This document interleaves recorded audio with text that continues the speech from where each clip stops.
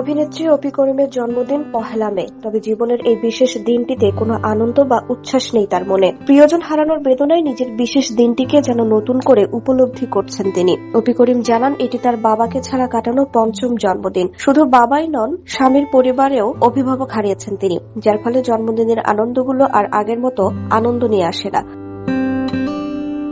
বরং এই দিনে চলে যাওয়া প্রিয় মানুষদের কথাই বারবার তার মনে পড়ে। বাবার কবরের সামনে গিয়ে দোয়া করে জন্মদিনের সকাল শুরু হয়েছে অপি করিমের। সারা বছর কান্না চেপে রাখার চেষ্টা করলেও জন্মদিনে আর পারেননি। অপি করিম বলেন, বাবা মারা যাওয়ার পর থেকে আমি কাঁদি না, কারণ বাবা আমাদের কান্না একদমই দেখতে পারতেন না। কিন্তু জন্মদিনে বাবার কবর জিয়ারত করতে গিয়ে নিজেকে আর ধরে রাখতে পারিনি। যখনই উপলব্ধি করেছি বাবাকে আর কখনো ফিরে পাবো না, হাউমাউ করে কেঁদেছি।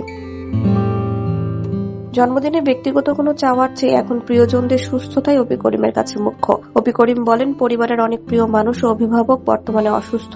জন্মদিনে তাই সবচেয়ে বড় প্রার্থনা পরিবার সহ সবার সুস্থতা আর ভবিষ্যৎ প্রজন্মের জন্য একটু শান্তি। শিশুশিল্পী হিসেবে অভিনয় শুরু করেন অপি করিম। কাজ করেছেন মঞ্চ নাটকে। ১৯৯৯ সালে লাক্স ফটোজেনিক প্রতিযোগিতায় সেরা হন তিনি।